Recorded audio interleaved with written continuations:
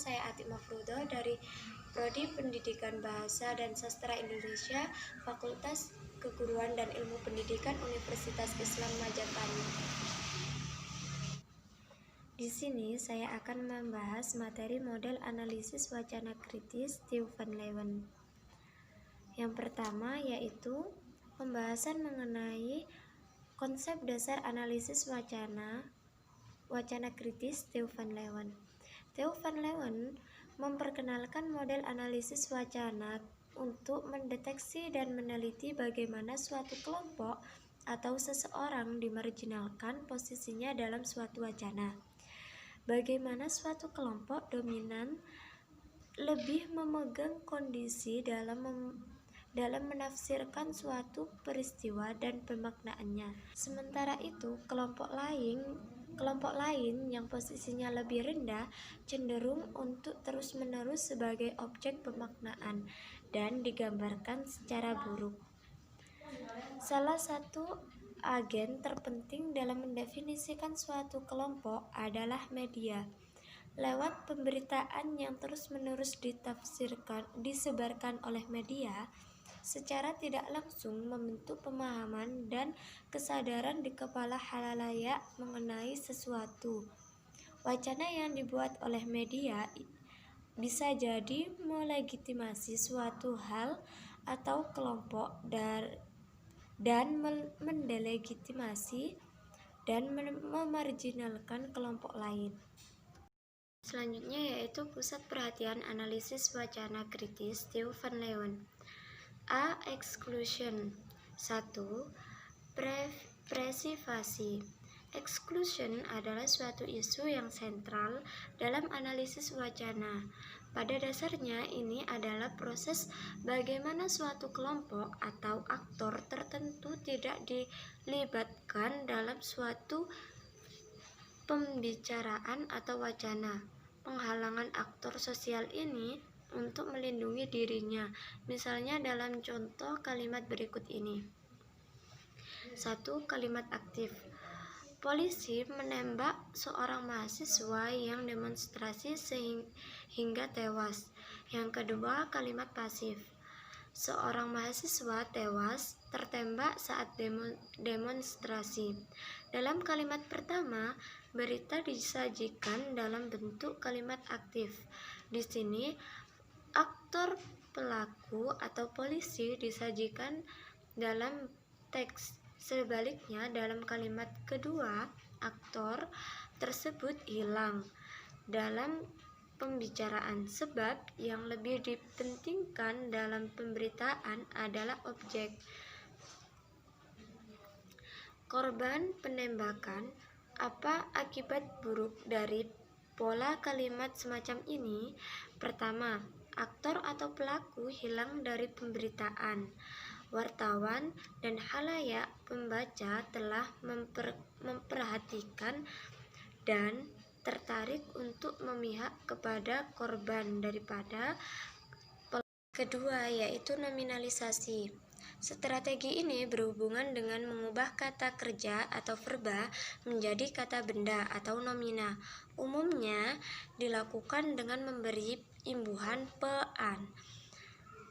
Kenapa nominalisasi dapat menghilangkan aktor atau subjek dalam pemberitaan?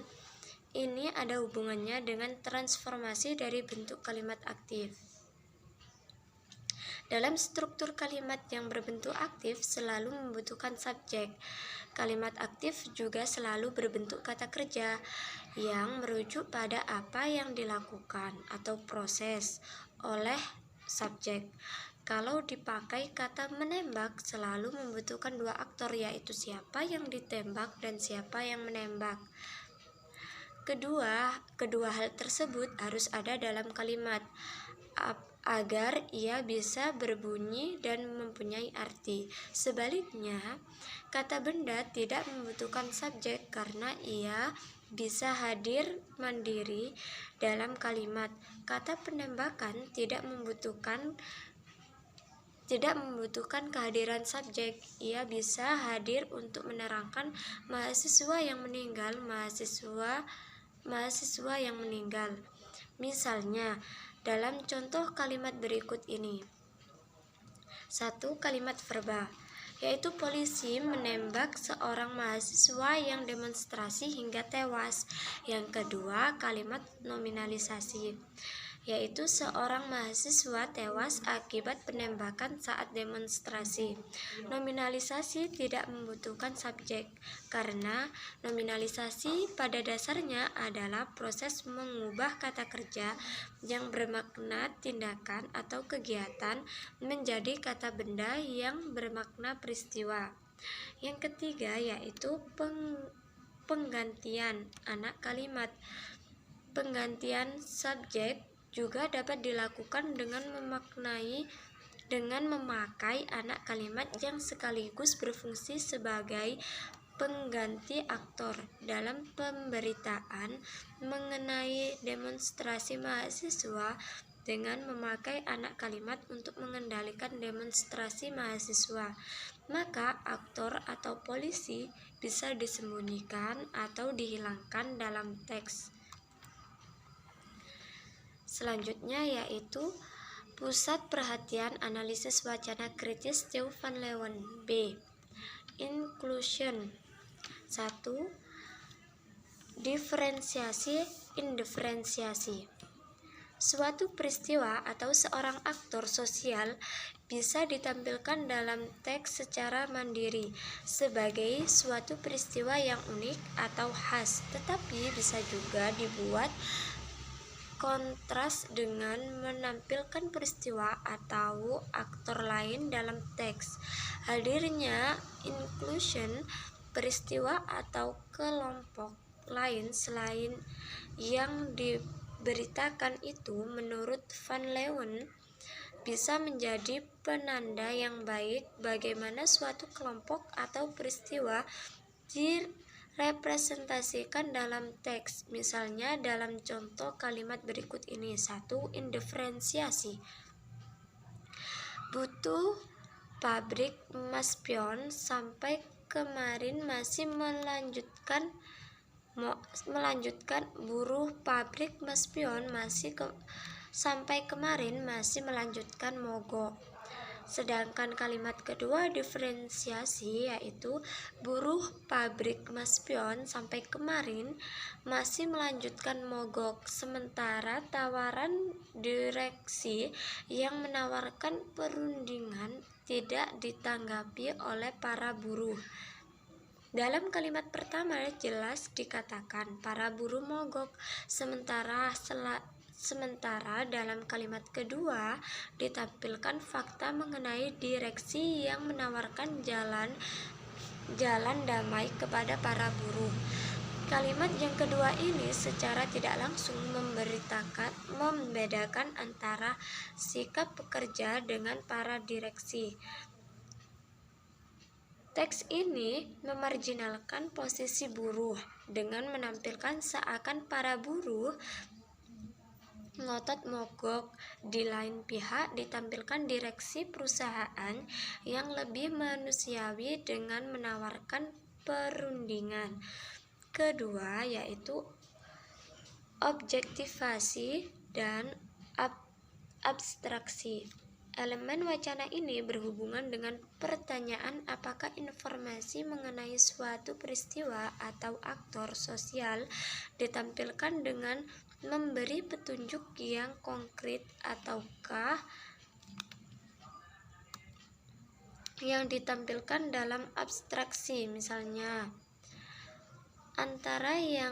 antara kalimat objektivasi dengan abstraksi berikut. 1. Objektivasi. PKI telah 2 kali melakukan pemberontakan, sedangkan kalimat kedua abstraksi, PKI telah berulang kali melakukan pemberontakan. Ketiga yaitu nominasi kategorisasi. Dalam suatu pemberitaan mengenai aktor, seseorang atau kelompok, atau mengenai suatu permasalahan, seringkali terjadi pilihan apakah aktor tersebut ditampilkan apa adanya ataukah yang Yang disebut adalah kategori dari aktor sosial tersebut. Kategori ini bisa macam-macam, yang menunjukkan ciri penting dari seseorang bisa berupa agama, status, bentuk fisik, dan sebagainya. Kategori itu sebetulnya tidak penting karena umumnya tidak akan mempengaruhi arti yang ingin disampaikan kepada halayak. Bandingkan misalnya dua kalimat berikut. Satu kalimat nominasi. Seorang lelaki ditangkap polisi karena kedapatan membawa obat-obatan terlarang. Kedua, kategorisasi. Seorang laki-laki kulit hitam ditangkap polisi karena kedapatan membawa obat-obatan terlarang.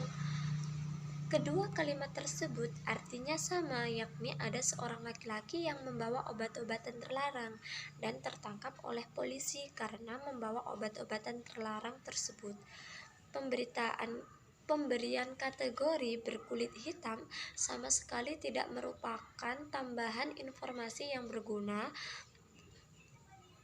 Siapa sebetulnya laki-laki itu? Selanjutnya, keempat, yaitu nominasi identifikasi. Strategi wacana ini hampir mirip dengan kategorisasi, yakni bagaimana suatu kelompok, peristiwa, atau tindakan tertentu didefinisikan. Bedanya dalam identifikasi, proses pendefinisian itu dilakukan dengan memberi anak kalimat sebagai penjelas. Misalnya pada contoh kalimat berikut. 1. Nominasi. Seorang wanita ditemukan tewas, diduga sebelumnya diperkosa. Yang kedua, identifikasi. Seorang wanita yang sering keluar malam ditemukan tewas, diduga sebelumnya diperkosa.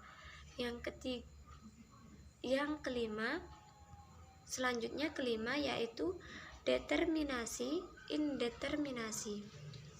Dalam pemberitaan seringkali aktor atau peristiwa disebutkan secara jelas, tetapi seringkali juga tidak jelas atau anonim. Anonimitas ini bisa jadi karena wartawan belum mendapatkan bukti yang cukup untuk menulis, sehingga lebih aman untuk menulis anonim. Bisa juga karena ada ketakutan struktural kalau kategori yang jelas dari seorang aktor sosial tersebut disebut dalam teks. Yang keenam yaitu animilasi dan individualisasi. Strategi wacana ini berhubungan dengan pertanyaan apakah aktor sosial yang diberitakan ditunjukkan dengan jelas kategorinya ataukah tidak. Asimilasi terjadi ketika dalam pemberitaan bukan kategori aktor sosial yang spesifik yang disebut dalam berita, tetapi komunitas atau kelompok sosial di mana seseorang tersebut berada. Misalnya, dalam suatu demonstrasi mahasiswa di Jalan Cendana yang menuntut Soeharto diadili. Dalam demonstrasi itu, Adi, seorang mahasiswa, tertembak oleh polisi yang bernama Parman. Peristiwa itu dapat diberitakan dengan menyebut kategori mahasiswa dan polisi itu secara jelas. Dapat juga diberitakan kumpulan mahasiswa dan polisi sebagai berikut. 1. Individualisasi. Adi, mahasiswa Trisakti, tewas ditembak Parman, seorang polisi di Cendana kemarin. Yang kedua, asimilasi. Mahasiswa tewas ditembak polisi dalam demonstrasi di Cendana kemarin. Kalimat pertama adalah bentuk individualisasi karena di sana kategori mahasiswa disebut secara jelas. Kalaupun misalnya tidak disebut dalam teks, berita tetaplah menegaskan bahwa yang meninggal adalah yang meninggal dalam demonstrasi tersebut adalah 1 orang mahasiswa. Hal ini berbeda dibandingkan kalimat kedua dalam bentuk asimilasi. Dalam kalimat ini tidak disebut Adi mahasiswa yang meninggal, tetapi yang diacu adalah komunitas yang bernama mahasiswa. Demikian juga dengan Parman yang disebut adalah polisi. Memang benar Adi adalah mahasiswa dan Parman adalah polisi, tetapi dengan membentuk kalimat dalam bentuk asimilasi, kesan yang ditangkap halayak menjadi berbeda.